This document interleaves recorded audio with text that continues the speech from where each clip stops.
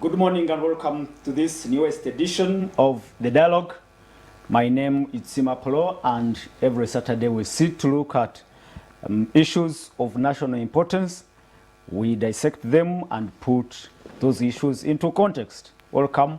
It is another week that we are ending, a week of independence, a week of many events.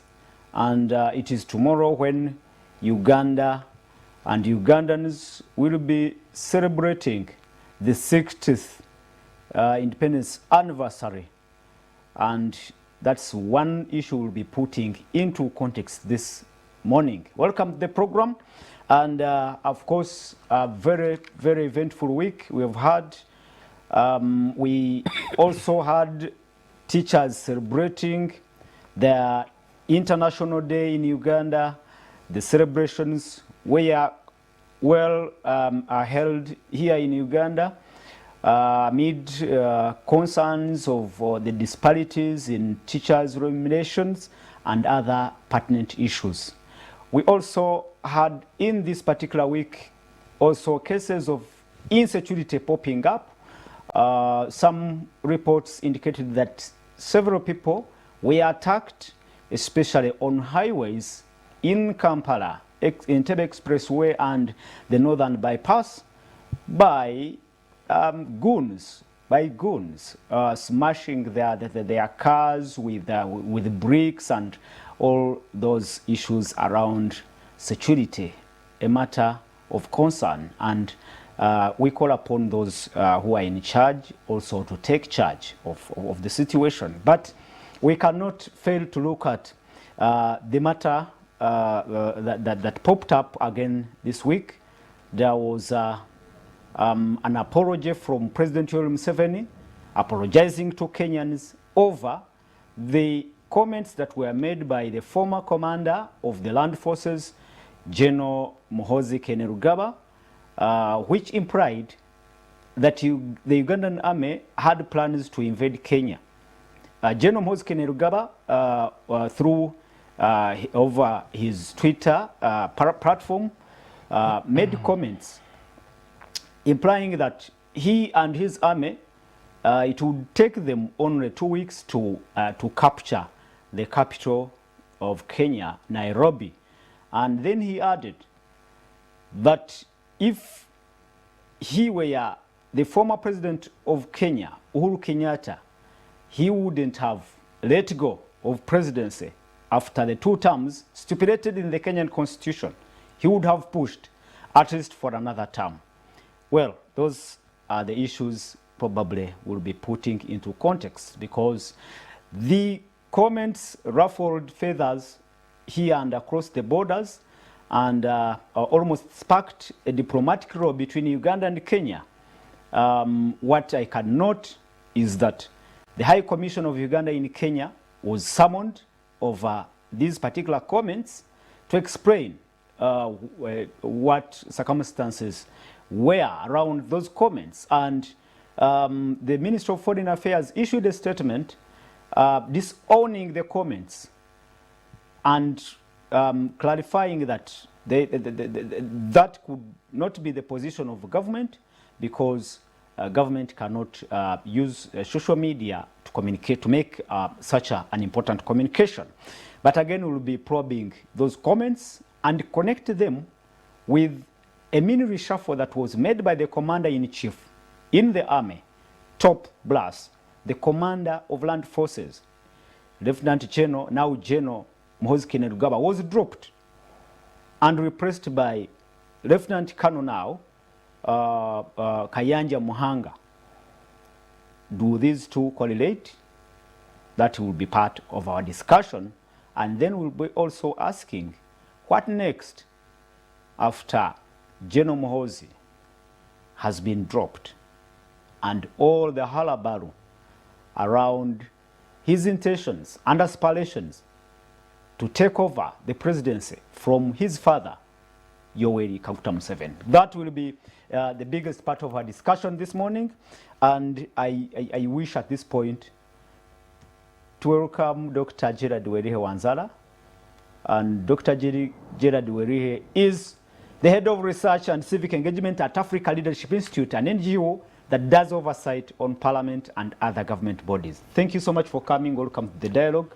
Thank you, Apollo. I thank God. He has kept me so well. I'm fine. I'm not complaining. Good morning, viewers. It was an eventful week.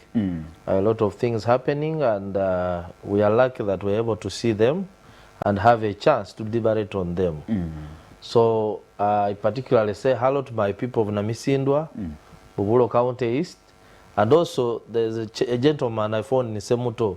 He really likes this show. Really? He's Salongo Mayor of Semuto. Okay. And I really love you guys. You always sit there and watch. That's good feedback. Yes. So that's what I can say. Well, how was your week, Gerard? Eventful, but how do you see this week? Of course, it was eventful. One, we saw a lot of things in the news, especially relating to the topic we're going to discuss, the mini reshuffle of one person, which I have never seen before in the UPDF. And of course, Makerere marked 100 years. Oh, yeah. It's my university, so I'm proud of them. There have been challenges here and there, but I can say the university remains a strong force in academics, in Africa, and the greater world. Basically, I'm also happy with the medical team that are trying to contain Ebola. We were scared with the reports that it was coming to Kampala, but so far I think it's still contained in Mubende and Mitiana areas. So I commend them, of course the government. We have experience in this. If you don't handle Ebola very well, it can destroy a country, like what you remember in Sierra Leone and Liberia. It was really a struggle. It took the intervention even of the US Army to come on the ground to help them. Briefly, before we go to our topics, you can briefly talk about Makerere University celebrating 100 years of excellence.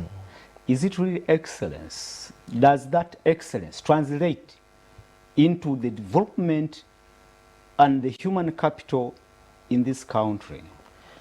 Yeah, I believe Makerere, okay, there are challenges. We have had these cases of, say, examination malpractices, maybe sex for marks issues in Makerere.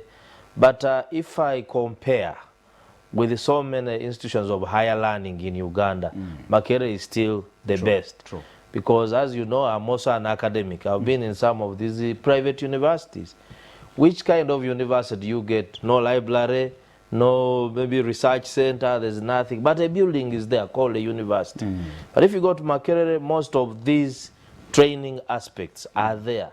And then the facilities that offer a conducive environment for someone to study. But I wouldn't blame the university for failure to link academics and development. Because my experience in China, where I studied for 5 years, was that there is a very strong link between the academics and the practice. For instance, if it is a maritime university, like maritime which is on water transport, most likely you'll find seagoing vessels, and then students of naval architecture are practicing shipbuilding within the university. And also when a university is putting up maybe something like maybe Silk Road Initiative, which you know about, One Belt, One Road, they will pick people from maybe Maritime University to handle the aspect of Maritime Silk Road. They will pick from Tsinghua, economics. Then they will pick, and then they get practitioners from companies, the corporate world. So that when you set up a team, you know that the team is, you have the technocrats, you have the practitioners, you have the government, and then the academicians. They're all working together towards a common goal. So that link is where I see the miss. That is one aspect that is missing. We look at professors. We look at professors in a university like Makerere as people who should only be there to teach children. And then when there are other government interventions, programs, they are left out. And yet, if they formed part of those teams, they would maybe ensure the implementation would go very well on the ground. So I believe that maybe we need to change our politics, the way we handle things, so that we utilize knowledge. We don't only think that to put people who are going to do things, they must have stood for election somewhere, you know, in the constituency. Those are the people we think can deliver. But it should be a combination of all. During the celebrations to mark 100 years, I saw the Deputy Speaker, Thomas Tayebwa, telling the nation and the President in the eye that the scholarships, government scholarships for Makerere University are being taken over by the rich, the elite class, and the well-to-do students from well-to-do families, leaving out those from poor families. Isn't it a big concern? And how true could that be? Yeah, actually in Uganda here we have like 3 categories of scholarships that I know given by government. One is the Makerere University government scholarships you're talking about. Definitely the children of the rich who go to better schools like Namilyango College, those who go to Uganda Matters, you know, they end up contributing the biggest number on government scholarship, because there is no poor person who takes a child there. It is only poor people of those days where you could find a person is born in your village, Singiro, and is in maybe Wudo, or is in another, but that is not happening right now anymore. As you know that education, even the UN Secretary General talked about it, that it has become one of the biggest dividers of the world, where you find those with money are getting better access to education, and those who don't have remain where they are. It is happening here. Now we have also these scholarships given by the State House. State House scholarships. Until around 2000, we did not know about them, and then they became a campaign issue. Since then, I have met a number of students from poor backgrounds who have accessed State House scholarships, and a number of universities around. But still, it is a very small fraction, because for you to go there, probably you must know someone. I don't see them being advertised. And then we have also these scholarships that are given by other governments through the Central Scholarships Committee of the Ministry of Education.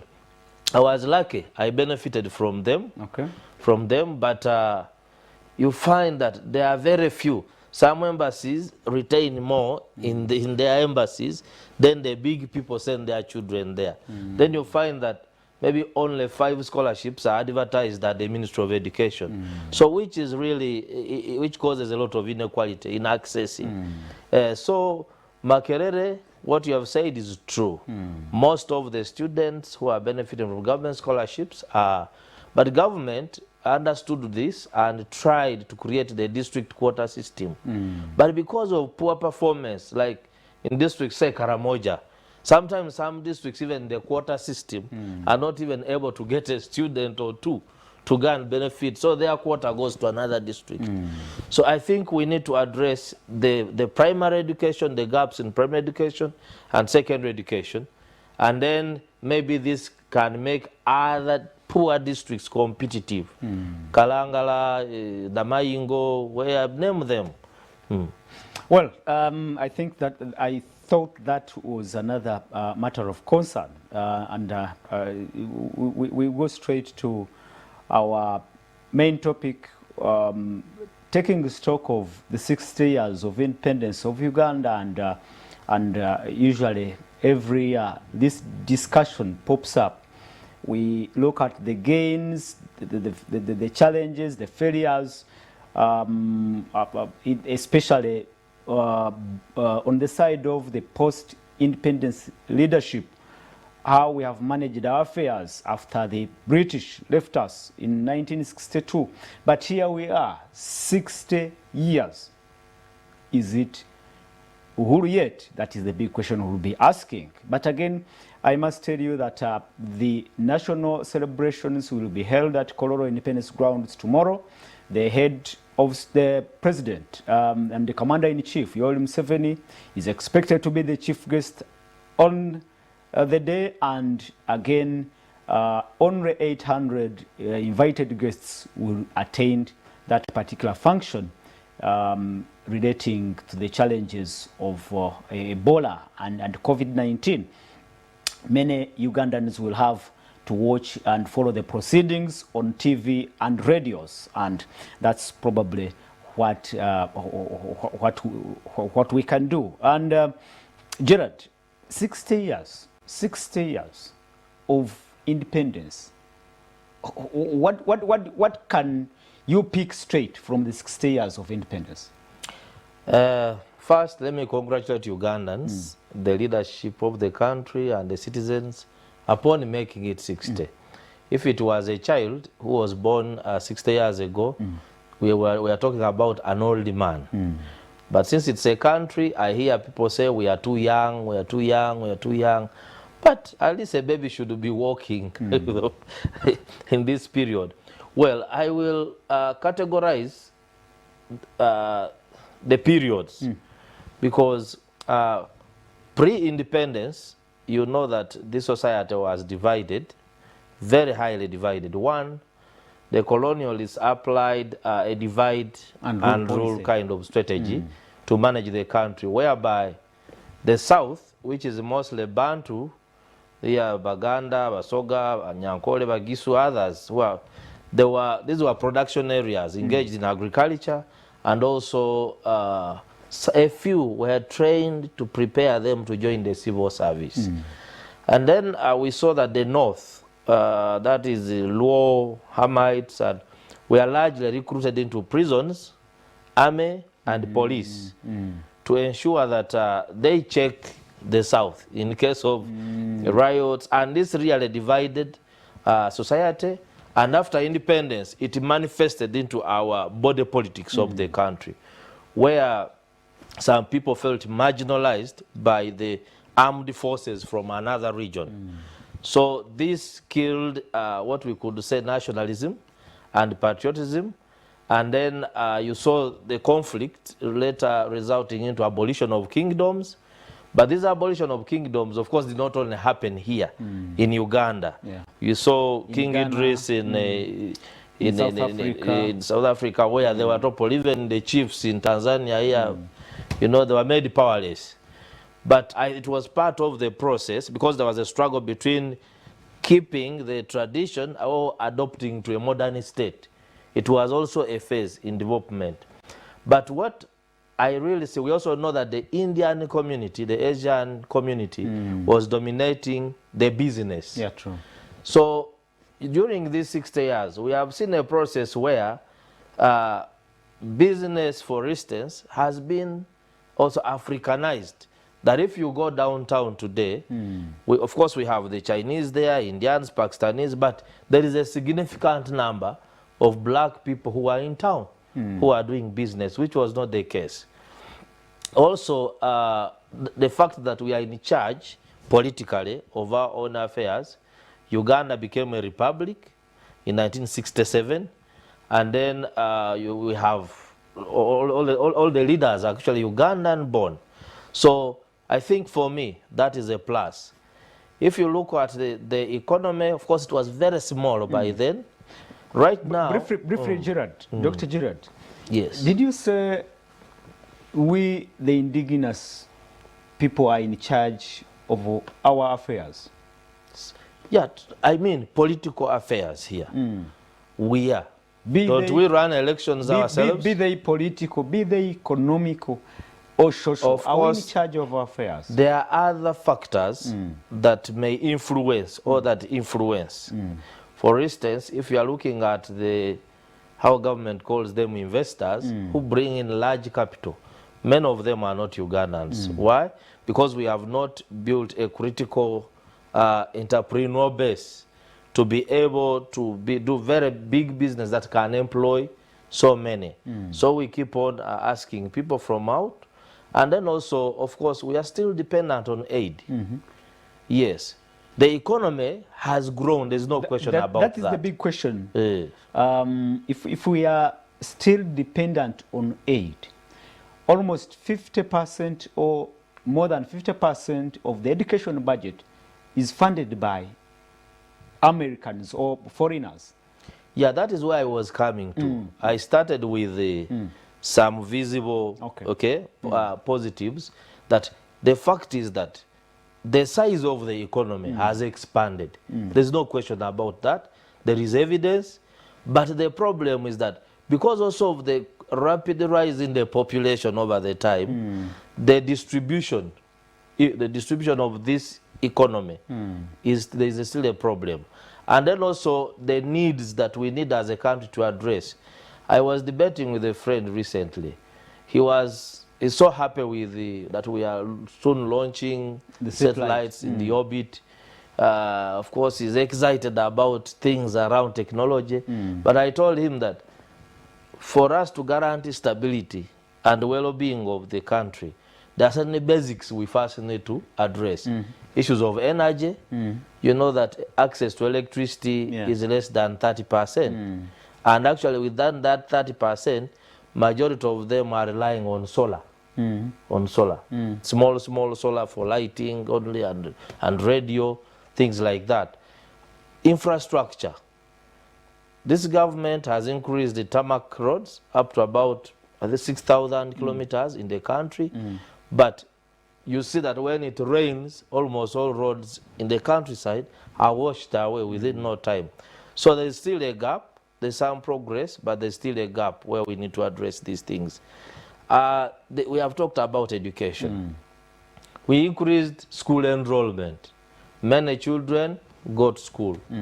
But along the way, we have compromised the standards. We have this automatic promotional system in the primary, but that automatic promotional system works where standards are okay and uniform in there. But now, you go and find a school where a person may not even go to teach, but can delegate another person who is not qualified to go and stand in the classroom and teach for him. So there is a gap there. We still have gaps in governance. We had a problem with the elections in 1962. You have read about the Kabaka Yeka and UPC, and then the Holy Alliance, Unholy Alliances, and then the coup, the pigeonhole constitution. Then we had a very serious military dictatorship here for almost 9 years under the regime of Idi Amin. We went through a civil war, killing ourselves in Luwe Triangle. And then we had a flawed election in 1980. But right now we are still discussing how do we make our elections better. So there is a serious gap, because without proper governance, and I can assure you, one of the biggest impediments to development in Africa is the failure to govern ourselves. And this has undermined our independence. If you go to West Africa, you have seen military coups. In Burkina Faso, in 9 months, they have had 2 coups. I was even shocked. This time, the one who took power is a captain, 32 or 34 years. Yeah, but even Sankara was. Exactly. They're usually colonels and the captains. Yeah, captain is very low, but when he comes and takes power, it is in Uganda, I don't know, but to find a captain close to power here right now is really it's not something very easy. So these coups are still taking place, and the French. You saw when the president of Chad was shot dead. The next day, the son of the president... Yes. The next day, the son is swearing in as president, and the French president is there. It's like... It portrayed like either they were involved or they knew what was taking place. Because it's surprising that someone is shot to death tomorrow, the son is one, and the president of France is there. No democratic process, which is that they preach about. So if we cannot organize ourselves, have a common vision around governance, put up critical governance institutions, then we create a gap for instability. Okay. Still on the question of whether we Ugandans or Africans do have influence on management of our own affairs during as we celebrate independence. I want you to relate what is happening in West Africa and what is happening in Uganda. Most of the West African countries, you can notice that there is still a huge influence from the former colonizers, much more probably different from what we have here today. I don't know. Do you find it different in one way or another? And if really it is true, for us we are not much more influenced by the British, have we capitalized on that level of independence to get the best out of it? Because you are right when you say, know that some West African, Central African countries still pay colonial tax. They actually, France and they actually keep their foreign reserves exactly in France. It is a fact, which we do not do here. Yes, at least this is what I wanted to say. If you look at the former British colonies, who are now under the auspices of the Commonwealth. Britain, I don't know whether because of either domestic challenges or the need to concentrate on a small area, they largely pulled out of the politics. Largely. I'm not saying they are not there, but they are involved at up to a certain level, whereby they are not. If you go to French West Africa, you find their armies are ever in Central African Republic, in Mali, in Chad. They are always there, monitoring, even taking natural resources, the timber, the gold, and things like that. For us, we have had an opportunity because since we came for Uganda, we know that we suffered the coup of Idi Amin because of the British, and that they were punishing us for getting involved in South Africa. But post Amin era afterwards, the conflict in Uganda was largely either from Uganda or supported by some actors like Libya, who are within the African continent. So given that we have the opportunity, in fact, they have been supporting even us, just law and order sector, parliament, and others to ensure that we model our governance system, which is democratic and is able to sustain the country. I think we have not taken well this opportunity to ensure that we take this chance and improve ourselves. One, because of the power retention politics of some individuals, that if I have this, this is mine. And then we don't care about institutions that will outlive us when we're out of power. Because what you know that today you can be in power, tomorrow Apollo will be in power. But are there those institutions to shield the state from crumbling, from collapse? We have tried some, but we still have a lot of gaps. Challenge. Well, viewers, this is The Dialogue. My name is Simapolo, and Dr. Gerard Wilihe Wansara is the Head of Research and Civic Engagement at Africa Leadership Institute, and we'll be joined by Richard Tinkasimire Baguma, a communication specialist, and Honorable Barnabas Tinkasimire will also be joining us shortly, the Member of Parliament representing Buyaga West, looking at the 60 years of independence and taking stock of the gains and failures as well as challenges in the post-independence era.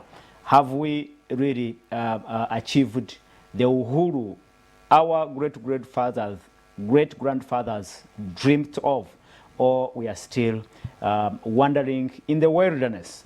That is possibly a question we can ask today, and of course reflecting on the 60 years of independence. Dr. Gerard, briefly, before I bring in other guests, tell us what you think could have been the main challenge in the 60 years, and what can we do about it? One of the biggest challenges as a country have faced in the last 60 years, one was uniting the country. It is still divided. This country is not, we can pretend, but this country is not united. You can hear sentiments. Actually, last year's elections brought out a lot of sentiments in this country. And one, largely, the causal factors have been maybe access to opportunities where some people feel marginalized. 2, governance of natural resources, issues to do with the land. Land, for instance, is a factor. And then we have had people who talk about historical injustices. If you go to Rwenzori, for instance, the Bakonjo will tell you that first they were marginalized by the Batoro, the British. Then they were also marginalized by the Batoro under the Toro Kingdom. And then they decided to fight a rebellion.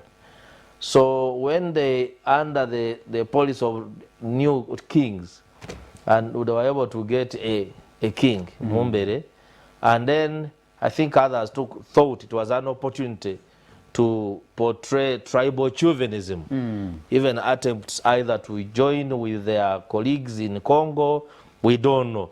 But the security force, of course, can say that.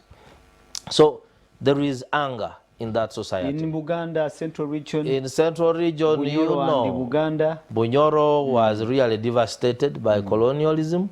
And then many years later, they even took a case to the courts. And then there was an agreement by the British government to compensate. And I can assure you some compensation was made for Bunyoro Kingdom, but which also disappeared along the way. And then this issue, they cry of Bafuruchi, and then loss of land, it is a historical problem. If you go to Teso sub-region, you know Teso cattle keepers. These are areas, Teso, Lango, they had a lot of cows, which was they were supplying the economy of beef, Kampala, and you remember Soroti meat packers. It was put there because of cattle. Now, they lost their cattle. Subsequent programs to restock have not worked. So you find people there lamenting, we had good education in Teso, it has collapsed. We had the cattle, it's no longer there. So I think one of the biggest challenges is to unite this country. And maybe... We usually talk of unity in diversity. Yes. Is it a solution to that division you're talking about? Yes. If we can address the underlying causes, people can coexist. Because look what Ugandans at individual level. I live in Chira municipality. I call it United States. Because you'll find the Lugbara here, here in Muganda, here, we are coexisting. But now when you go back to those communities where some of these people originate from, it's a challenge. You go to Mount Elgon, we have a small ethnic group called the Bennett. Okay. The Bennett used to live on top of Mount Elgon, and then they were displaced by the Mount Elgon Park. To date, these people do not have land. They live in a camp. In what they used to call their place, they live in a camp. No food, tattered clothes, but they are citizens of this country. So these are some of the challenges we need to address to unite this country. And I think, let me make this point. Make it. I've been seeing the Honorable Norbert Mao saying that he's drafting a bill called the National Truth and Reconciliation Bill, which he wants, I think, to establish a Truth and Reconciliation Commission, so that we know who did what, who wronged who, and then we can have a process for national healing. It's not only Norbert Mao, but many leaders from the northern region have been talking about the Truth and Reconciliation Commission for years. Yeah, they have been talking, but nothing had happened. For me, what I'm talking about is the fact that now Mao is a Minister of Justice and Constitutional Affairs, and he's saying he's bringing a bill. If he brings that bill, for me, it is very okay. Okay.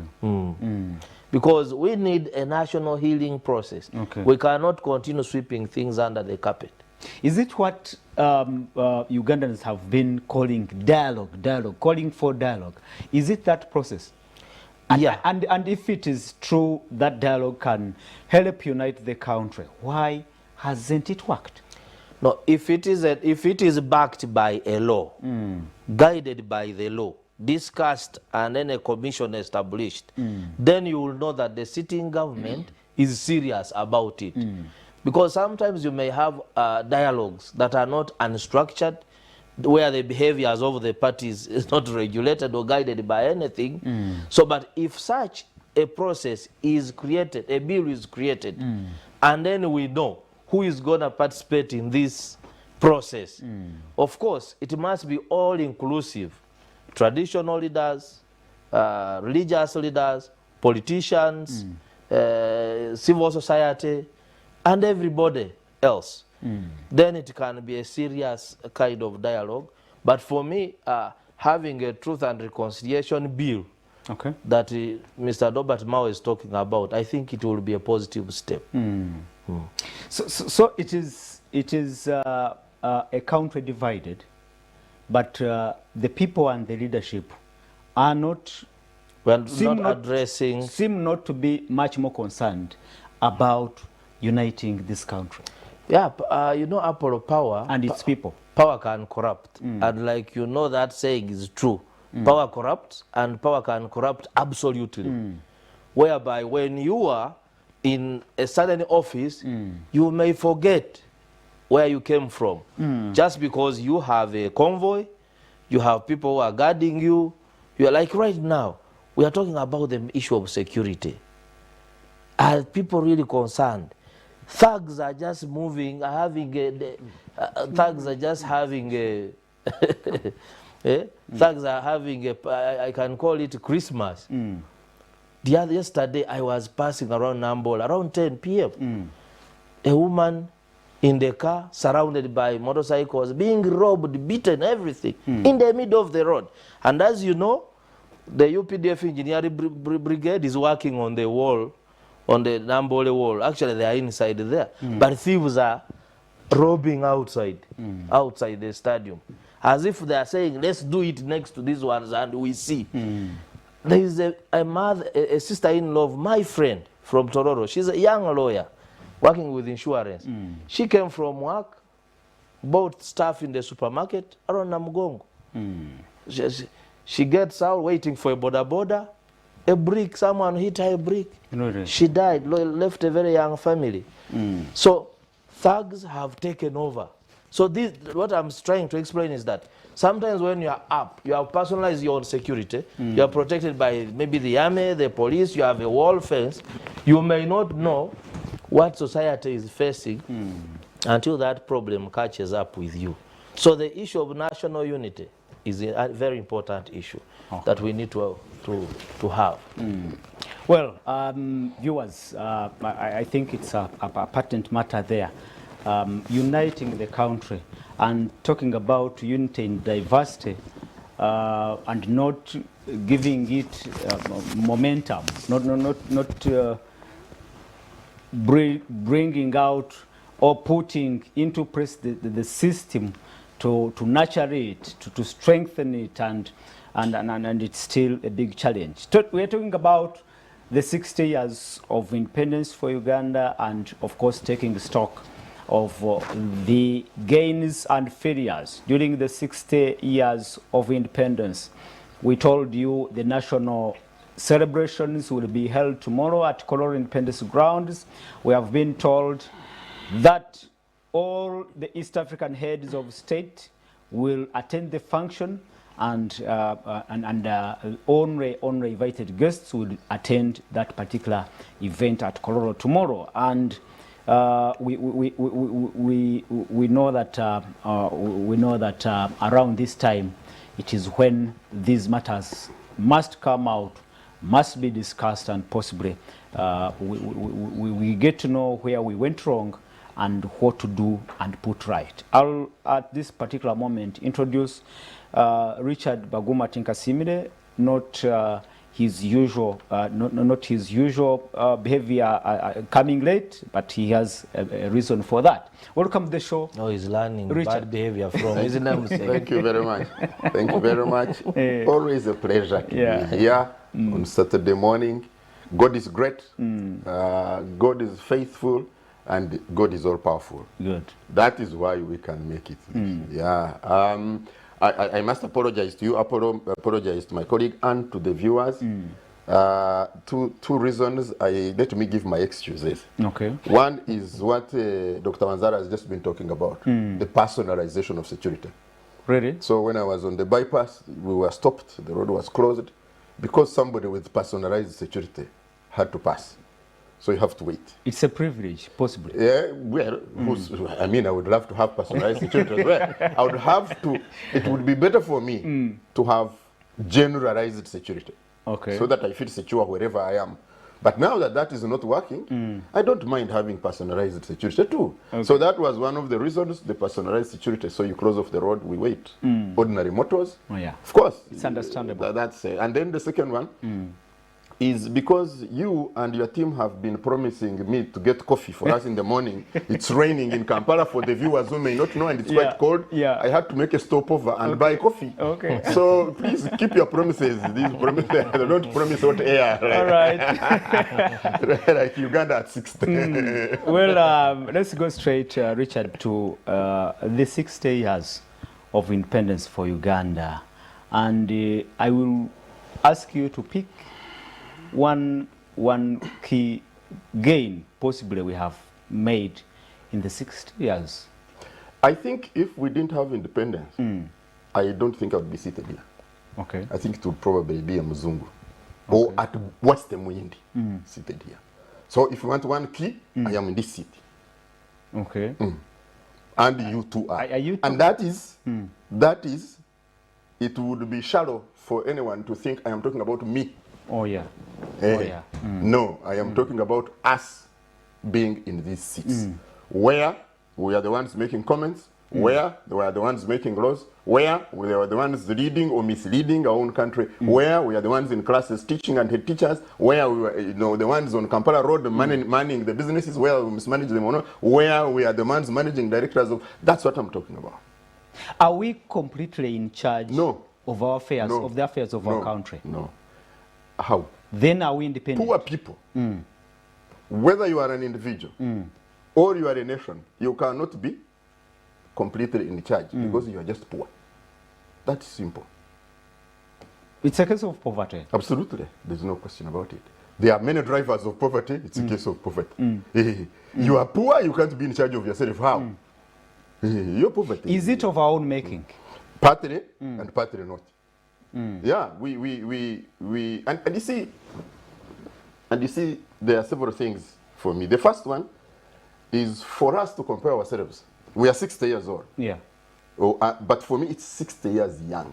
It is to compare ourselves with the powerful nations which have existed for centuries, and we want to equal them. And we want to leap and equal them. So that is one. Two, our weaknesses, our lack of control does not start in 1962. Okay. It's a very artificial baseline when we assess our independence, quote unquote. For us, who cooperated with Arab traders to raid human beings, it was called slave trade. We, the ones who were in charge, the chiefs, the kings, we were cooperating with Arab traders first, forget the Europeans, to raid our own villages of our manpower and our subjects. And we sell them off for trinkets to Arab traders. That is when we started losing independence. When we were unable to transition from our spears to gunpowder. And so a few 10 people with gunpowder come and overwhelm the whole kingdom with 1,000 subjects. That is when we lost our independence. That is why when people start talking about independence, and you had two supposedly powerful kings in Uganda, and they were both taken to an island by force. So what kingship was that one? And they were being taken by charlatans, really. The people they would send here as soldiers were charlatans, the ones who were rogues there, export with their rogueness, and they go and... Uganda, this polity called Uganda, was started off by a company, a private company limited. IEBs, yeah. A private company limited. Yes, yes, yes. So what are we talking about? Independence, total independence, excuse me. No. But we have gained something. In one or two statements, how can you describe the state of affairs we are in regard to independence? Why do I need many sentences? There is one word, it's called quagmire. The 60 years. Quagmire. We have been Quagmire. in a state of quagmire. Yes. Gerard, you can come in. I don't know if you have picked a different opinion, or you still think we have made strides. No, I told this journey of 60 years. Like I made my submissions before my colleague came. He calls it a state of quagmire. Mine is a mixed kind of result. Like if you are measuring a project, in terms of achievement of results, the results are mixed. Some are fuzzy, not very clear, and then others, in some areas, they may be clear. But there are a lot of challenges that we need to address. It's not yet Uhuru. Yes. Richard, yes. How do you evaluate the effort towards achieving a level of independence? We have made some effort. I hope so. How do you evaluate those efforts to achieve independence? You see, quagmire is an awkward situation, or a marshy land that when you step there, it gives way. So, aren't we in a marshy place where you step and you know? Isn't that where we are? Are we on firm ground that you step and you walk firmly? So I think we are here. And this is not just Uganda. Look around ourselves. Our failures have continued to dog us. Yes, we have some gains, and I talked about this gain of having us in seats. But that's what I was talking about. And let me give you an example, another example. The example I gave you that we had supposedly powerful kings running around with spears. Somebody came with the Chisasichimwe. At that time, forget people look at AK-47 was Chisasichimwe. Pa, then you reload, pa. But that one, the sound alone, your men and arrows start taking off. And they run to them off, then so the ones, as usual human beings, they are the ones who will want to survive. And they say, okay, me, I'm your friend now. I will help you catch the other ones. And we ship them off to the borders. The borders were the ships. Look at it now. The other day, the African leaders, South African, powerful, President Museveni, regional father of the region, they said, we are coming to broker a peace process in Libya. There is a young man who has a very old woman for a wife. He's a president there. Macron. Very, very grandmother for a wife. He put a certain piece of metal in the waters, very far from the shores, and said, you dare go there, and I will show you. We couldn't intervene. We couldn't go to do peace. Some confused younger boy. You the people there, who, in my view. The same people. And so you talk about independence. You the same people who accuse the chiefs and the traditional rulers of that time for not acting against the aggressors are almost doing the same thing. That's what they are saying. So you are agreeing with me, Apollo. Thank you very much that we are in a quagmire. You have come back around to my position. We did that the other time. We are doing it now. Who is selling the youth in the Middle East? We are doing it now. So if we don't face it, we shall remain in our quagmire. You see, how can we be debating the East African cooperation? How can we be still debating the East African reality? Richard, some countries did make it. They were in the same state of affairs we were in, or we are in even today, but they made it. Tell me one African country. No, not African. Oh, thank you. Okay. Oh, I thought we were discussing Africa. Okay, now you can cross the seas and go and give examples. And tell me. Wait a minute. Wanzara is the what? Wait a minute. We need to find out why they made it. Exactly. Wait a minute, Richard. if you only say it is a problem of Africa, And what is so special? And Latin America. What's so special about Africa? What is so special that about we have not identified? What is so special about Africa is that we are an extremely beautiful bride, and we have to be raped by every strong boy in the village. Our beauty is killing us, and the stupidity of ourselves, the elite, the leaders, very stupid.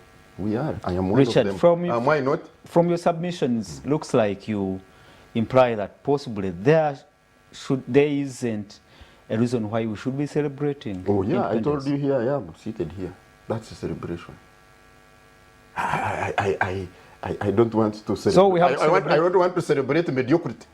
You see, I keep telling this that for me, when I'm measuring tallness, I don't call it PGME. This one was talking about Bennett. I was there in the hills wrapping myself around the blanket many years ago when they were being chased by UA. Many years ago as a journalist. I have been in these things. So I don't want to say that when I am going to measure height, then I call the PGMEs, then I say I'm very tall. I want to call the Dinka. Okay. Yes. And so that's what I'm talking about. And so I don't want to celebrate mediocrity. I'm seated here and therefore I celebrate, I recognize this, yes. For me, Independence Day and all this is a point of reflection, a point of admission of our failures. A point of discussion of how do we put ourselves out of this marshland? How do we build concrete? Or at least compact the soil around the marshland that we can walk on it. But to grandstand is a continuation of our quagmire. Richard, is there hope? That there is always hope. That soon we'll find our way out of this situation of quagmire. I'm not confident about S-O-S-O-O-N. Soon. I'm not confident about S-O-O-N. But you cannot afford to be hopeless. No, you cannot afford to be hopeless. There are some signals that give you hope. Yes. The fact that we have kept talking about African unity, that we say let's move from the Organization of African Unity to the African Union, that we are trying to look for the mechanics. The fact that we can say the East African community and SADC and that we still recognize the fact that we can sit here and look in the mirror and say, oh, where Baguma, you have really not made it. You need to do better. The fact that young people can sometimes say no and get stones and throw them and get quote unquote success. Those, for me, are signs of hope. The fact that many more and more children can go to school even when they are getting reasonably poor quality education. There is some consciousness. The fact that we can have oil and take a stand even when those ones who are using fossil fuels are saying don't. Some of those things give you some hope. So the situation is not as hopeless, but the situation is a quagmire. Finally, do you see the former colonizers letting go? No. How stupid can they be? Letting go? You want them to be as stupid as we are? Even if it was me, and I have told you, I don't want to apologize for being in a position of privilege. If I get there, I'm not going to apologize. Yes, why do we go to work? Why do I wake up to read books why do I wake up to write in the middle of the night? Why?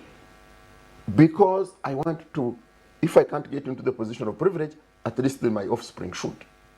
And that should be a collective. And so when we have many of us joining, then we shall get the proverbial sweet. Then we shall get the that's why we wake up to work. Okay. Yeah, and so that is where we should be looking. So yeah. All right, viewers, this is The Dialogue. My name is Simapolo. Gerard Werihe Wansara. Dr. Gerard Werihe Wansara is the head of research and civic engineering at African Leadership Institute, and Richard Baguma is a communication specialist and an advocate for proper nutrition in this country. we are looking at the 60 years Imagine. Of independence. Thank you for talking about nutrition. Yes. Imagine that we have kwashako. Imagine that we have marasmus. Imagine. And we have all the food absolutely around. And so who is stopping us from eating it? Independence. Really. Ignorance. Those are we are still suffering. Jiggers. Jiggers, Apollo, we report jiggers as headlines in our media. Repeated.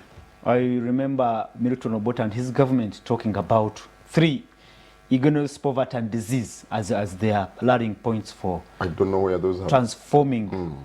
So, and then we shall talk about poverty eradication, poverty elimination, wealth creation, transformation, Well, we'll go for a break and we'll return in a short while and we'll look at that big discussion around a mini reshuffle that was made in the army in which General Muhoozi Kainerugaba was dropped from the position of the commander of the land forces, but again elevated to the rank of the full general, 4-star general. But of course, this will be in connection with the controversial tweets he has been pushing out, and which prompted His Excellency the President to come up with a formal apology, public apology, the people of Uganda and the people of Kenya, and what these tweets said about the bilateral relations and the foreign policy of this country. Welcome from the break. This is the dialogue. My name is Simapolo, and Richard Baguma Tinkasimire, a communication specialist, is in the studios. Dr. Gerard Welehe Wansala is here in the studios, and we are looking at the President's apology to the people of Kenya over the comments made by the former Commander of Land Forces, General Muhoozi Kainerugaba, which implied that the Ugandan army was planning to attack Kenya. And the comments sparked a cold war on social media, and not only a cold war, because the information we have is that the Ugandan High Commissioner in Kenya was also summoned over the same comments, and a statement was issued by the Foreign Affairs Ministry clarifying that such matters of that magnitude couldn't be communicated through social media. And again, we'll also look at whether that is connected with the mini reshuffle in the army, where General Muhoozi Kainerugaba was dropped from the commandant of the land forces, and Lieutenant Colonel Muhanga Kayanja elevated to that position. What does that mean, and what now is left for Muhoozi Kainerugaba? Richard Baguma, you are a communication specialist. Tell us about what you think the comments really, whether the comments were the comments made by General Muhoozi Kainerugaba, the weight they had to rattle feathers in the Kenyan leadership and the Kenyan population. Really, did it matter? Or, like people say, these comments were personal comments. They shouldn't have been, I mean, regarded as serious to that extent. I think, first of all, General Kainerugaba, having Rugaba, I think in Runyankore, I will probably not read the parents' name, but Okujara Rugaba is to have God. Yeah, Kainerugaba.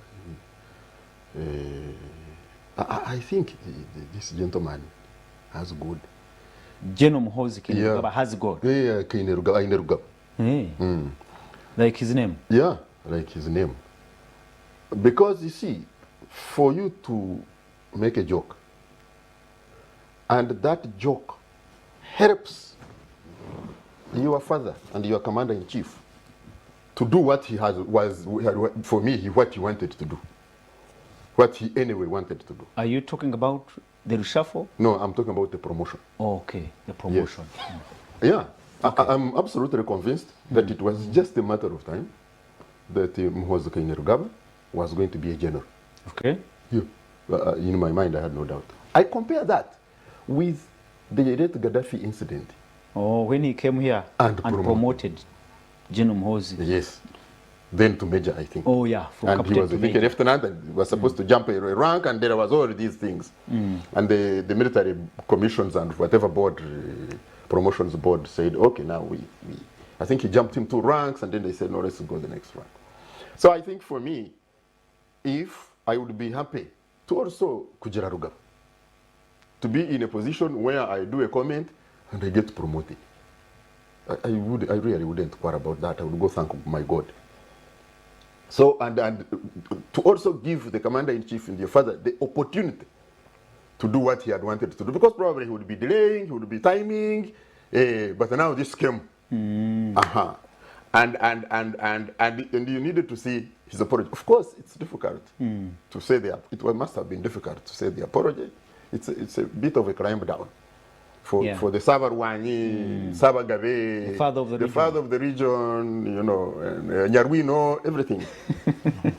To say, forgive us, and he didn't say forgive me, he didn't say forgive General Muhoozi. Say forgive us for my 48-year-old son to do these tweets that are unbecoming. We are sorry. But that tells you, in my view, the strategic importance of our relations with Kenya. Okay. But also for me, it's a reflection of atonement for the build-up of the challenges, particularly the diplomatic and other challenges that the tweets of General Muhoozi have been bringing over time. To the extent that our uncle, brother, senior old boy of Ontario School, another general, across, said, please, at least allow me to be your administrator, your handler for your Twitter account. So this was an accumulation, in my view. And the father, you are a parent, you are a commander-in-chief, you are in charge, you are the chief diplomat.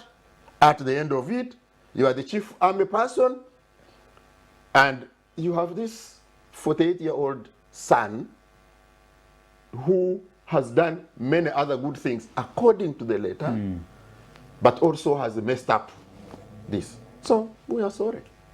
It's hard. It's not very easy to get there. So yes, these tweets have a lot of import, even when they may be jokes.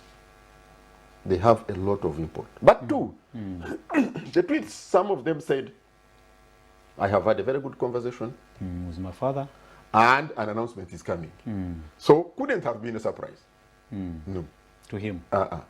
But for me, what is most important of all these discussions is for anyone to have any illusions that the clout of General Muhoozi and the influence in the UPDF is diminished. Yeah. That's really illusionary. Yeah, whether he's in there or not, look at General Sari. Okay. Yeah. So that's one. Two, I do not think that the UPDF really finds any military threat in the tweets. It is the civilian diplomats who will be scampering. The Nani, what is his name? The Minister of State for Foreign Affairs meeting, I don't know the Kenyan what. Some underlings in Foreign Affairs drafting a statement. The ambassador there, Dr. somebody to Msanga, I don't remember the name. Galiwango being someone.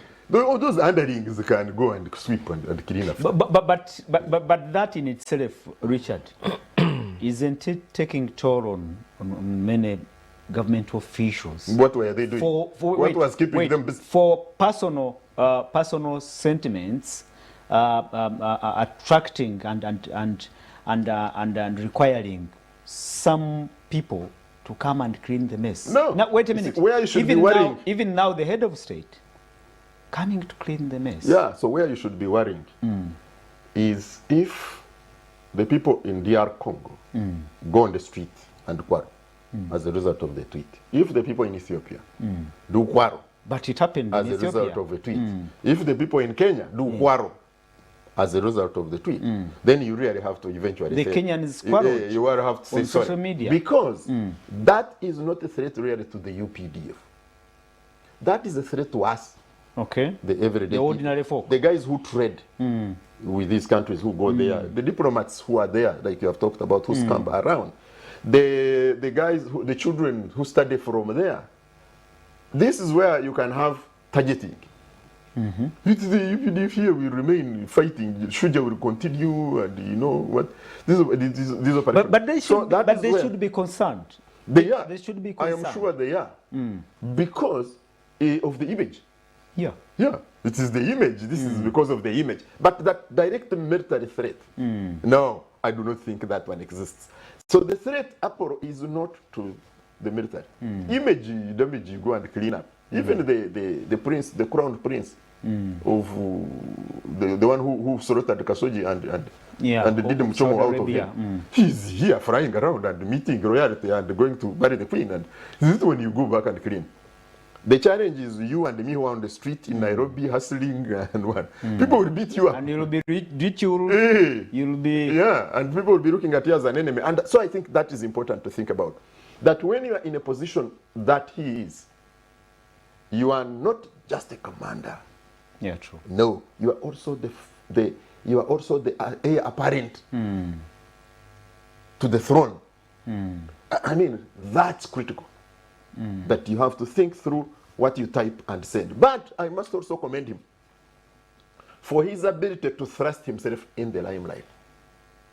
Because, think about him. He has been in the shadows of two great generals. Actually, for more than 4 decades. I wanted to ask you, is there any gain is accruing from yes. these By the way, I said yesterday in another forum, if I was the communications advisor for General Mhozi Kainerugaba, I would have already prepared a tweet in Swahili aimed at Tanzania. Really? Yes. Because now in Ethiopia he's a name, in Kenya he's a name, in Rwanda he's a name, in Congo he's a name. He's remaining with Tanzania. He's gaining political capital Absolutely. Out of this, and that will be done. Trump kept telling you that you think there is bad press, bad publicity, you are joking. I will benefit from that publicity.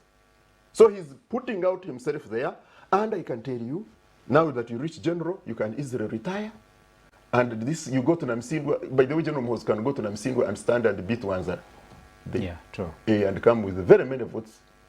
And so there is gain. But absolutely, Richard, there is gain. But Richard, for instance, in this case of Uganda and Kenya, the Kenyans now look at us, let me put myself in that image, as people who are not serious. No.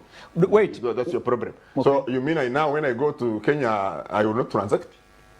Okay, him. They look at him as somebody who is not serious. If the PR people are doing their work, he's going to be hugging President Ruto. Really? He will be pressed predominantly. He will hug President Ruto. He's big brother. Okay, let me hear from Gerard. Dr. Gerard, what do you think is the impact of these comments, of General Mhozi's comments, to the general foreign policy of our countries? Because if he goes by what Richard recommended, then in a few days we'll see Tanzania also up in arms with our with the general's comments. I mean, we can see it soon. One, I would like to laugh at the headline of the Monitor following the change in General Mhozi's position. That General Mhozi dropped, picked. He was never dropped. Said drop, picked. So it showed you that actually there was no dropping. There was no that took place. Nothing much changed. Nothing much changed. And like he has been arguing on some of the forums I belong to, I said actually he's being well positioned in the succession queue, because he's a 4-star general now.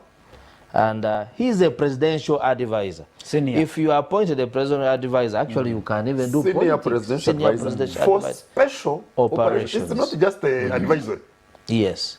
So he's well positioned even to do politics, because presidential advisors actually advise the president on politics. Okay? What is the package in special operations? So for me, those who are celebrating the fall of General Muhoozi are actually living in illusion, like he said. Really? Yes. But in terms of the effect on our diplomacy, Apple, let me tell you one thing. When you occupy a certain office in the country, like of Command Land Forces, you are not only a soldier, but you are also a diplomat. We have been having these engagements, East African Standby Force, where he has appeared, presiding over maybe games of East African military games and so forth.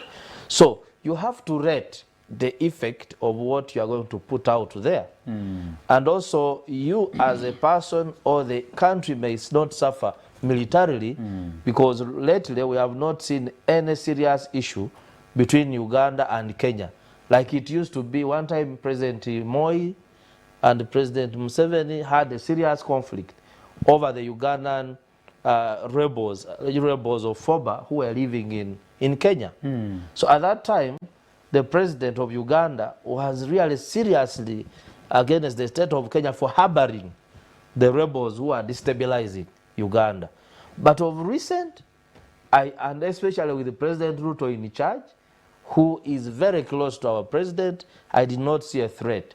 But in terms of image, because there are so many insults, by the way, Kenyans are so mad with social media. A lot of insults here and there. For me, it can create potential problems for a country, depending on which country. Like when we were doing Operation Shuja, and then was tweeting, praising the Tigray rebels, President Kagame, his uncle, and things like that.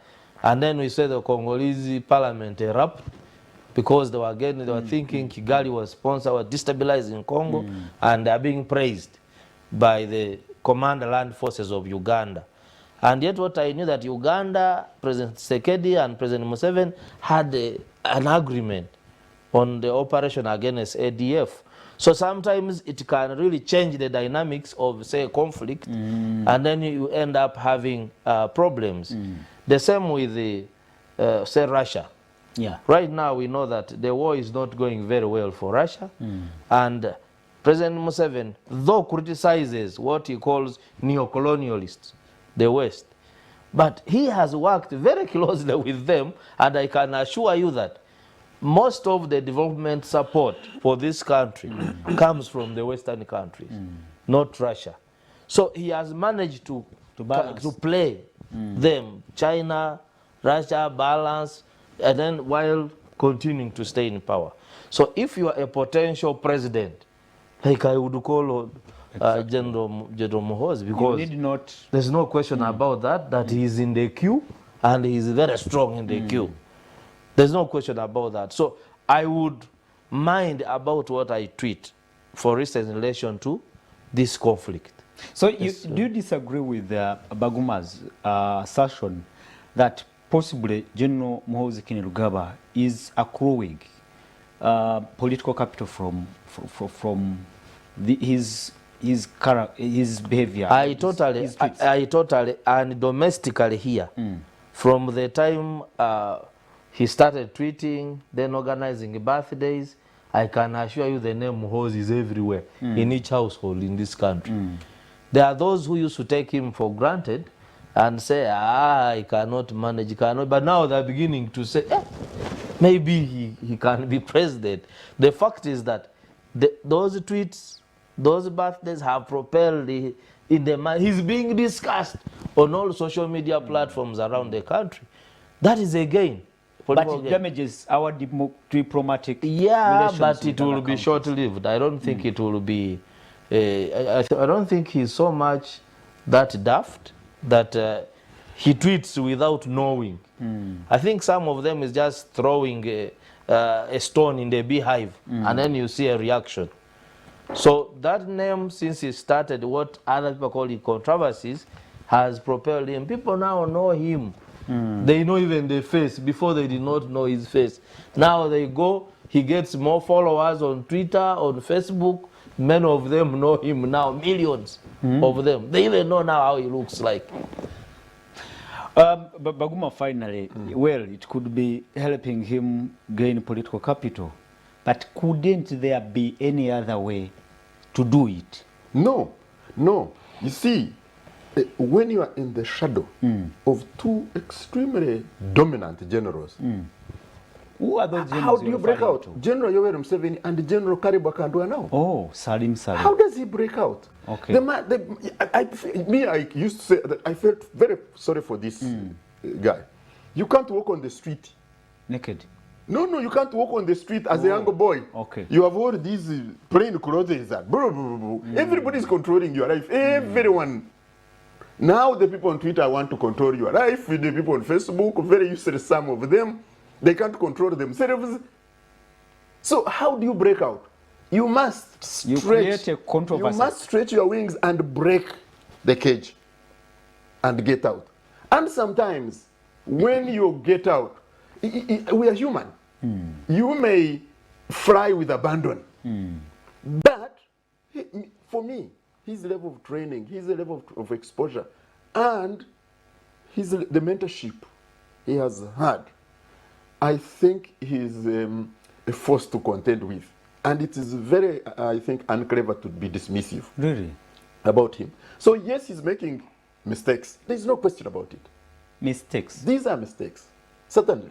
Won't they cost him? Because he's committing mistakes in the same people who will be his constituency and who would have a say about his future. Just pick the comments of the average young Ugandan. Are they really angry? Really? About this? Oh, it is fun. Hammering each other. Kenyans on Twitter, they have our army, the Ugandan army is hitting them. This cannot be. This cannot be. When he starts messaging for the Ugandans, he will, in my view, and like Dr. Wanzara said, short-lived. Because after all, and you know, there's, for me, one other thing he did, this I was thinking, if I was I think I've forgotten my lessons in propaganda now. But there's one thing he did. What was online was fire about abductions. Oh. Was fire about the failure, despite the very heavy deployment, the failure to stem the rising, very, brazen crime that is happening, particularly in Kampala and around. Very brazen, very open in the daylight. Yeah, because people are imitating the behavior and pattern of the security agencies. So they're also taking advantage to commit crime. And all the civilians and don't know whether this is a security agent in civilian clothes, slippers with an AK-47, robbing, or it is some state agent arresting anyone. So, and then you had the Bahati brothers or something.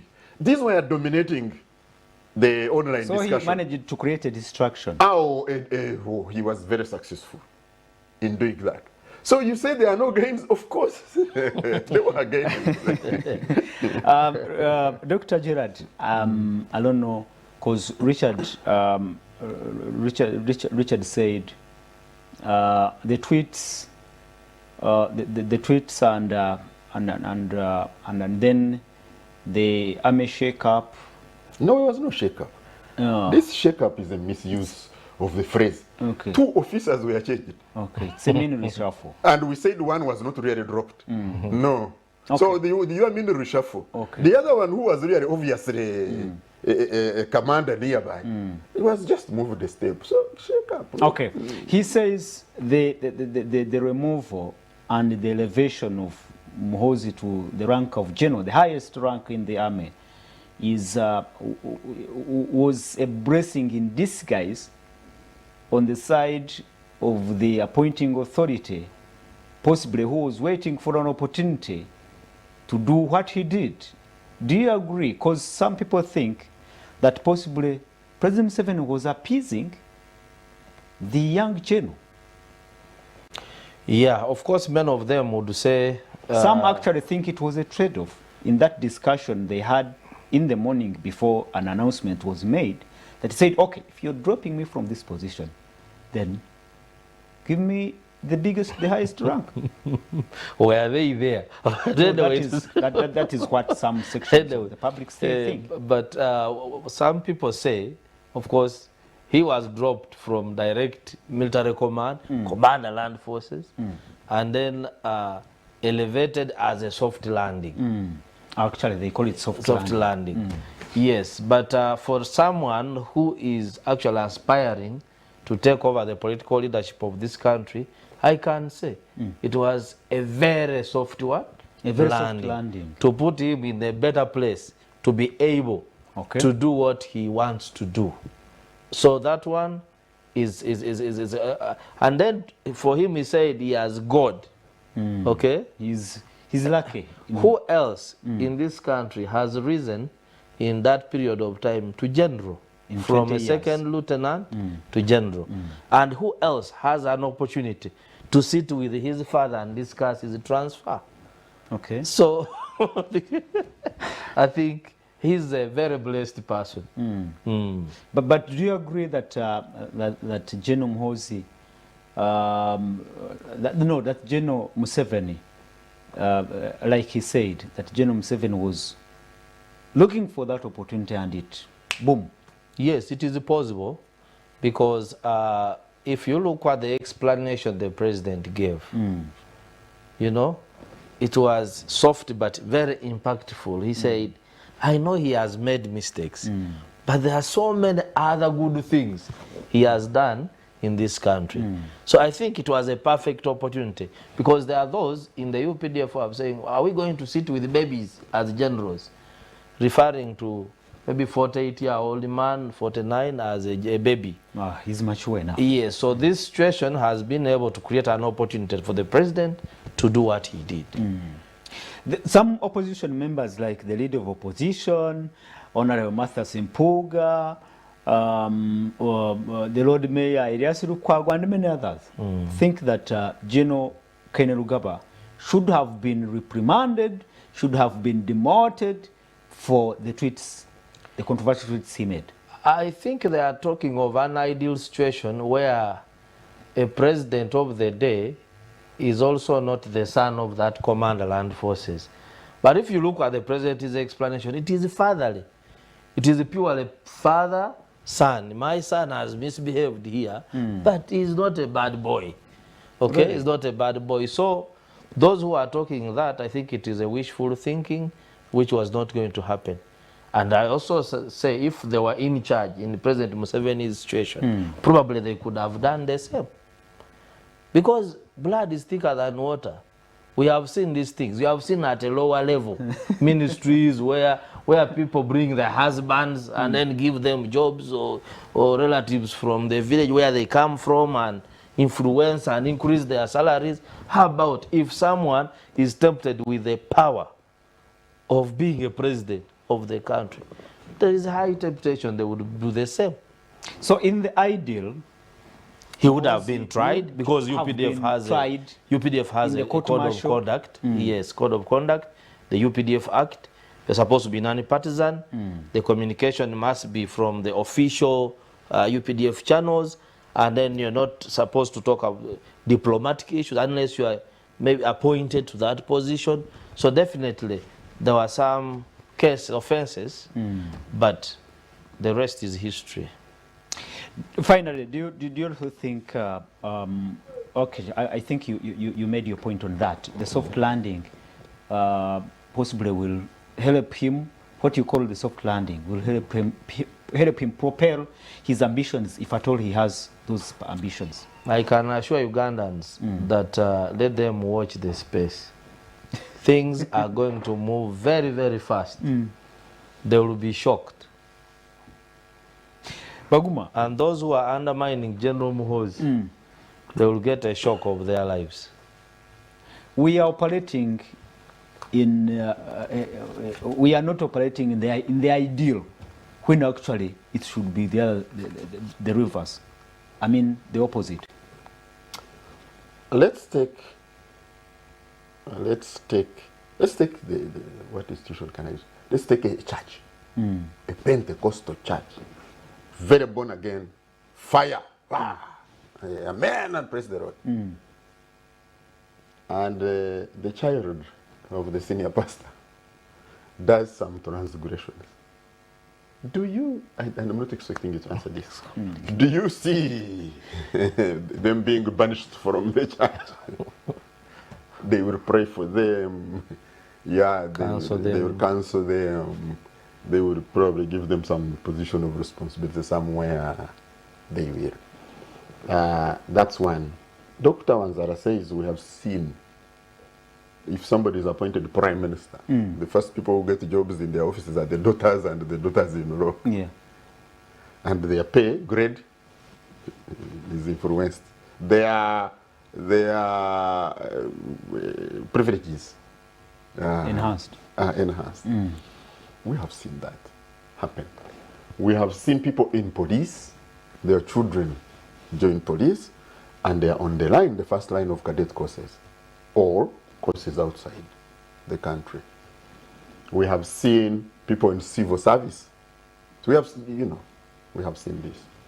So, but also for me, especially for President Museveni, he really understood the power of biology and family, both close and extended family, in the scheme of holding and exercising power.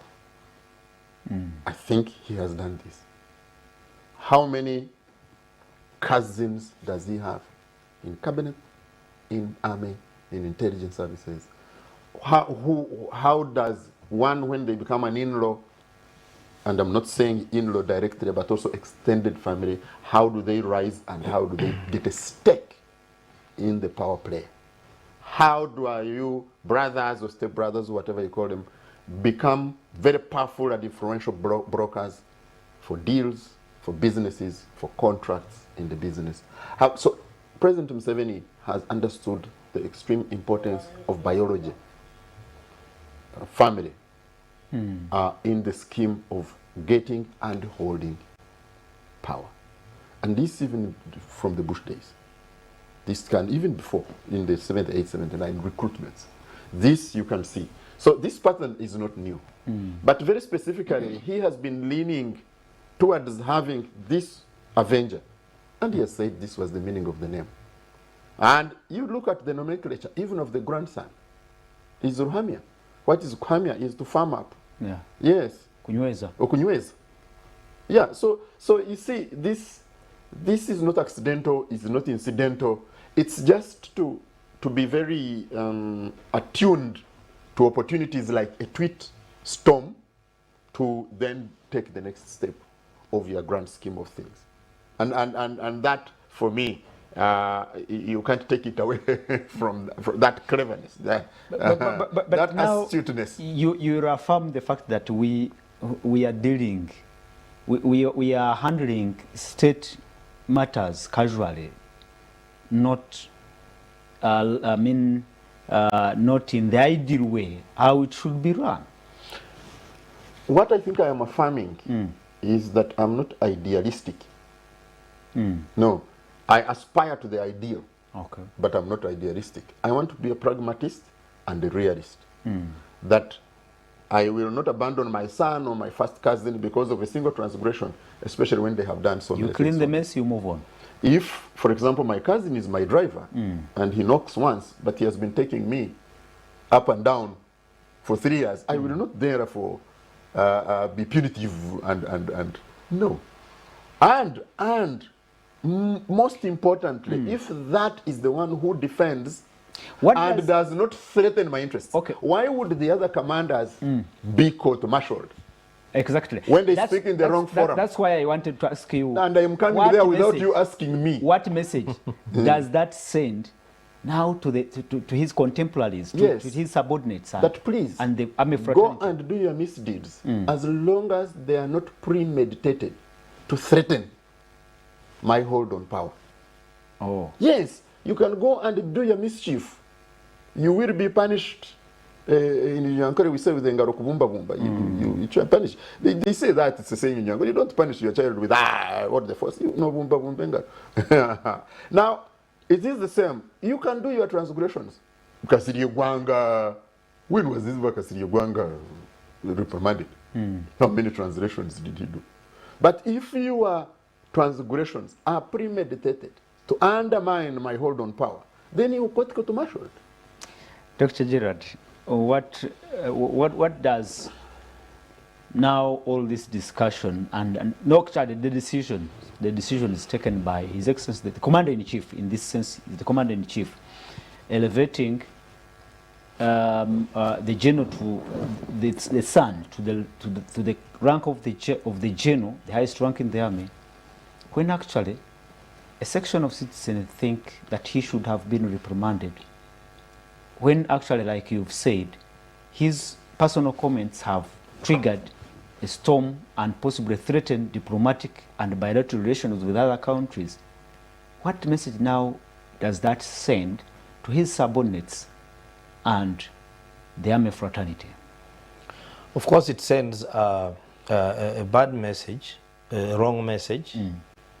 But like we have said, this gentleman is in a privileged situation. Okay? He has God. He's also privileged. If you don't have God, then how did you get those privileges? First of all, his father was not that rich. He went into war. He succeeded not being. He succeeded in the war. He was not killed in Royal Triangle. He has been the longest-serving president. Stayed in the State House now for over 36 years. So actually, General Muhoozi has known only State House as his home. So that someone who doesn't have God really and those privileges, he's a privileged gentleman. But of course, away from this, I will just talk about the UPDF itself. It has made strides, okay?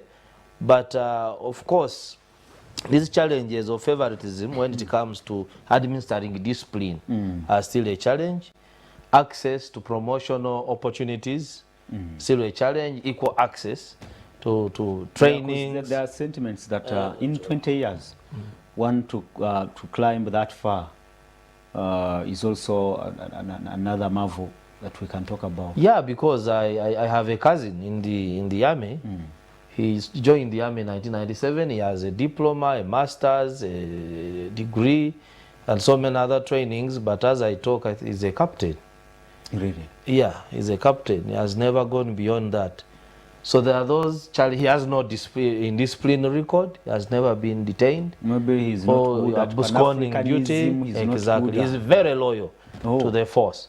So of course there are still those challenges where people may feel they don't have equal access to promotions, to trainings.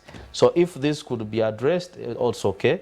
And then also allowing some level of rogue character in the army. But I don't know whether it's a strategy for managing certain people in the force, but he talked about Kasidia Gwanga.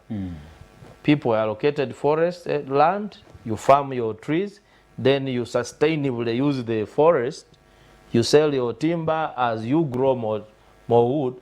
Then a military official goes and starts casually and begins shooting tires of the trucks.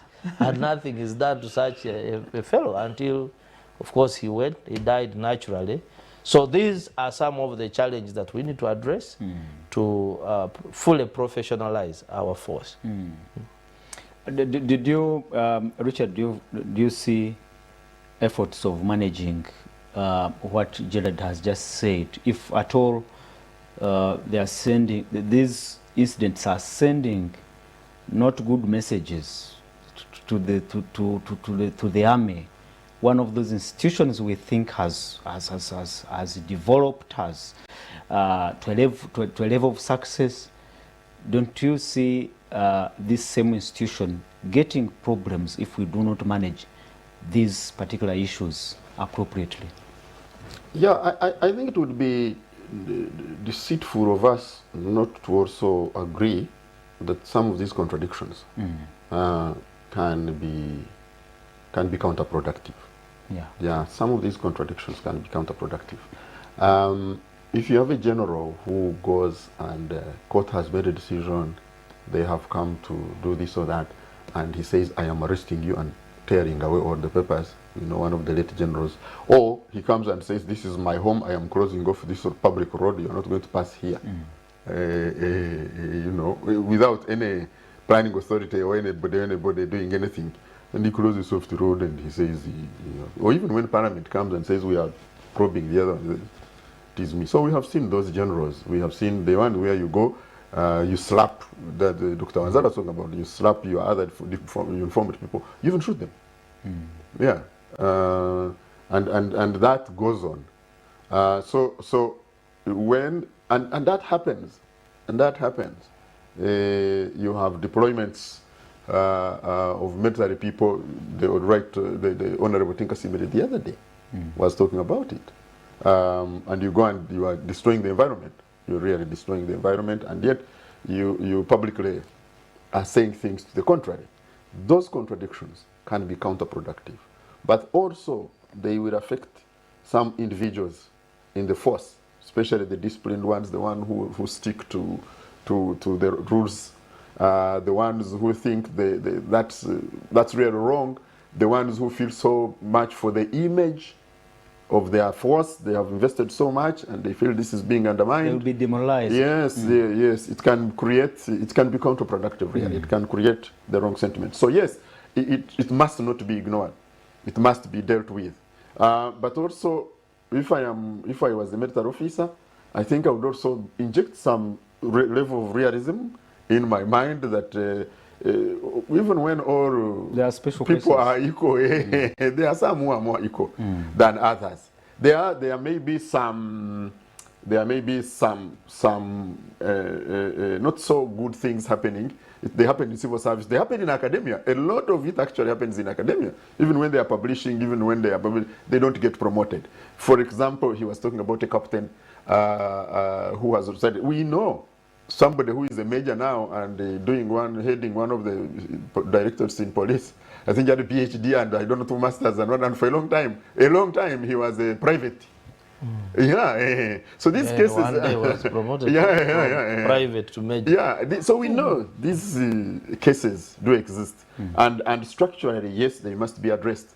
And when they become pronounced around an individual who is considered privileged in many other ways, I think it is important to look for mechanisms to also, like we did a letter of apology, to look for mechanisms internally to manage these contradictions, or at least reduce the impact that they may have over time. And I think when you ask, yes, Apollo, it cannot be ignorable. I think we would be naive to just sit here and say, oh, everybody is taking it in good faith, they are allowing it. Or I think when you are putting yourself out there, when you are risking yourself in war, you are risking yourself. Even when a war of Ebola comes, you are the one at the front line. Even when the war of COVID comes, it is the doctors, the health workers in the army who go on the front line. If you are the one outside, because I used to ask my students, my journalism students, I said, who told you that somebody who has the same degree like you, went to the same schools like you, should be sleeping outside so that you can sleep inside? Why do you think for him he doesn't want to sleep inside? Because there used to be this thing that the uniformed people should not have as the same privileges or as same comforts as for us the civilians. Why? So yes, inside, I agree with you, Apollo. You start creating contradictions, and those contradictions can escalate to the detriment of the goodness of the country. Thank you so much, our viewers. This is The Dialogue. We only have less than 10 minutes to close the show, but you can send your messages on 0701-609906 on relating to both topics. One about the President's apology to the people of Kenya over General Muhoozi Kainerugaba's retreats, and you can also comment on the gains and failures during the 60 years of Uganda's independence. Just in a while, we'll be reading those messages. If you can do it very fast. I said we only have less than 10 minutes to close the show. And Jared Wanzala, as well as Richard Baguma, are in the studios this morning. My name is Tusima Apollo. Let's conclude. Won't President Museveni find it a challenge to balance these two things, trying to I don't want to use the word appease, or to help nurse of his son, and again staying astute on matters of the state, especially in the military where he has a lot of influence. Gerard, what do you think? Hey, like I told you, the temptation of occupying such a big office is high. But given the period he has been in power, managing that, because it did not start now. General Mohoz joined the army, if I recollect, around 2000 or 1999, around there. He was commissioned, I think, 2000 in Jinja. From then, there have been a step-by-step rise. And then, of course, you also know that there are other people within the force. These matters came up. You remember the General Tinyemfunza's Mohoz project issue. 2011. It came up, but I saw President Museveni navigating it. Eventually, it seemed to, until now, maybe it is showing its head when the time is becoming ripe. So I'm not going to say, okay, within the circumstances, he has tried to manage it, to manage that situation. Whether it will cause him trouble or not, I'm not a prophet.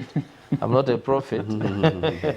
But it can potentially lead to a crisis, because early this year, some months back, we had that class 1, standby class 1, and you, the newspaper people, were saying this and that. Someone was trying to challenge the hierarchy of the establishment, and then which led to this no movement of troops. Yeah, it can potentially cause this, but that's why maybe some have preferred that their children maybe don't join the army, because it is a totally unique force. President Ngwema of Equatorial Guinea, I think the son has been largely a civilian, but he has been a minister for forests, for oil. Now he's a vice president of the father. So there are such cases. So we have now to choose. It is not easy, because now General Mohoz is also a military officer in his own right, and he's an adult.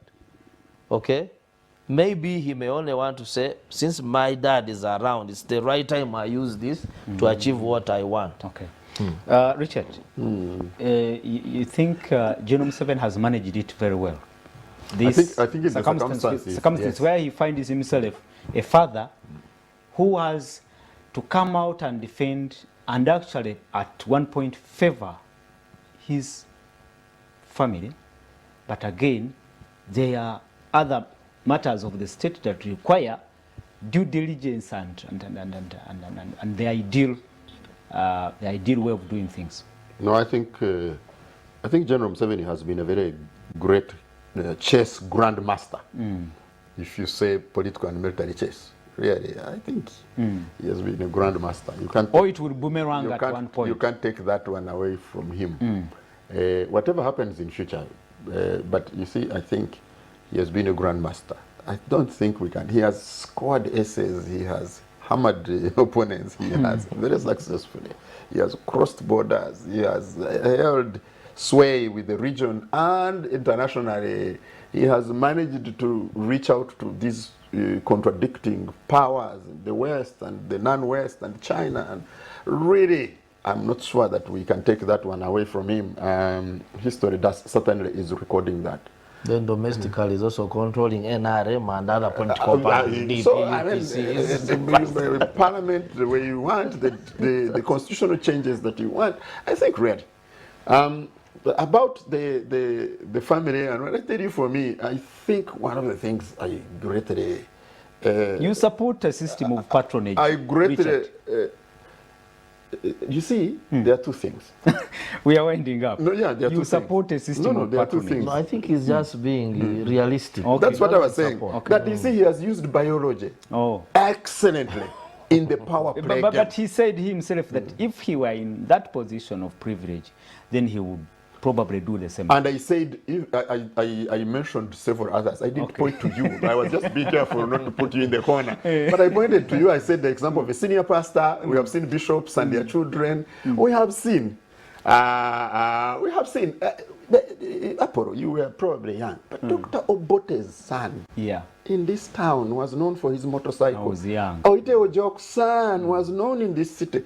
So really, but for me, on when going forward, President Museveni, I think, has been quite clear, except for us who might want to hide our heads in the sand, about where his family and General Muhoozi particularly should be in the scheme of things, even after post-Museveni. That's one. Two, General Museveni, I think, is very realistic. That when you are in these positions and you make the things, you do the things you have done, you put your own family directly in the line of danger, very high line of danger. So you have to live with them space and tools that they can defend themselves, because certainly they will be targets. They are targets now, but they will be targets even when General Museveni is not there. So to elevate you to the rank of general and give you networks and privilege and resources is also to help to preserve them, because he has endangered them by his own actions. He has annoyed so many people and created so many enemies. So you also have to preserve these people by allowing them space, leverage, tools, and positions that can help defend them. But also, Apollo, it is a way of preserving and defending himself. Yes. If it is your son and your brother and what, we know they have been treacherous, some of them in the past. You keep the avenger. We see, they have been treacherous, some of them in the past. But they are the most likely to stand with you in the worst times of adversity. So when you look at all this mixed play, I think for me, General Museveni has been very successful. Your parting shot, Richard. My parting shot is, when you are a Ugandan, you need to open yourself and your mind to, like Dr. Wanzara said, that you have a potential president in General Muhoozi Kainerugaba. Will you commit suicide? Do you have what you can do to stop him if you don't like him? Do you have a contribution to make if you'd like him to be? And for me, I don't mind whether it is General Muhoozi Kainerugaba or whoever else, really. If indeed he's a Pan-Africanist, like the father says in the letter, if indeed he's a person for us to come together as East African community, if he's going to be disciplined and not tweet to threaten our diplomatic staff, I mean, he can as well do the constitutional right that he has to vie for the seat. One word, Gerard, your parting shot. He said independence should be a time of reflection, Independence Day. As a country, the leadership, the citizens, let's reflect where we are coming from, where we are now, and where we are going. Then we can forge a better way for our tomorrow.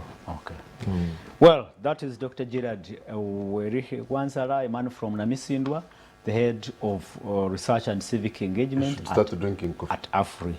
Onyango from Busia is watching. Thank you so much for watching.